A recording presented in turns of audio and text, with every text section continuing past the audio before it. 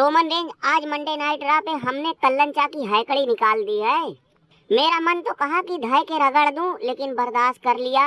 क्यों रे सालो, जे और जिम्मी ऊसो, तुम दोनों का हमारे बीच में आने का क्या मतलब रे? क्या मतलब है?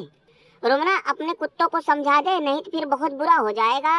कल्लन चा, आज तो हमने सिर्फ और सिर्फ तुम्हें हल्का सा धक्का दिया है, अगले हफ्ते तो तुम्हारी जम के कुटाई भी होगी। इसलिए अभी भी वक्त है, हमारे और रोमन रेंज के आगे हाथ पैर जोड़ लो और माफी मांग के मामला रफा दफा करो।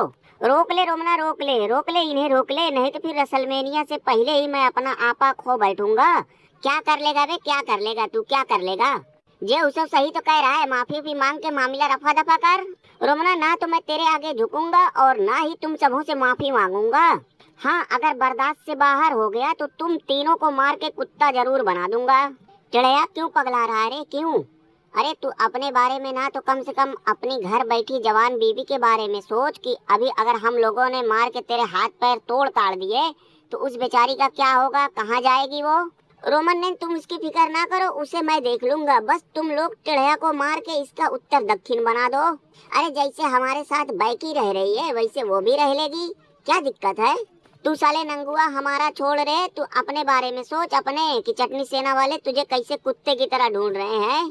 आया तो था मंडे नाइट रा पे, कहाँ कुछ उखाड़ पाए। नंगू भाई, दम था तो अकेले आए होते, क्यों सैकड़ों लोगों का झुंड लेके आए थे? जब देखा कि मार खाने की नौबत आ रही है तो भीड़ में घुस गया। कारे बाबू अष्टन टपोरी, क्या हुआ मंडे नाइट रा पे, क्या हुआ? अरे लेमन चाचा, जाओ हॉस्पिटल में अपना इलाज कराओ, क्यों बेमतलब का हमारे चक्कर में अपना बीपी बढ़ा रहे हो?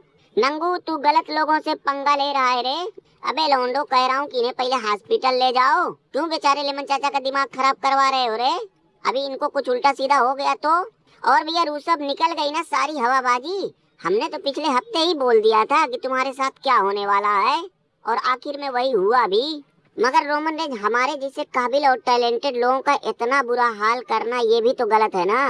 अरे रूसब, जब हमें नहीं छोड़ा तो फिर तुम क्या हो? और वैसे भी ट्रिपल एचा को अब सिर्फ और सिर्फ वही लोग पसंद हैं जो दिनों रात उसकी चमचाई करें। गद्दारी करेगा रे, गद्दारी करेगा, साले अटलर बटलर के बच्चे, जमींदारनी से गद्दारी करेगा। गद्दारी क्या बे, गद्दारी क्या? मैं अब आजाद हो चुका हूँ, मेरा अब तुमसे कोई लेना देना नहीं। मत रख लेना देना, मगर जमींदारनी लिम मॉर्गन के खेत में तुझे तो हल चलाना ही पड़ेगा।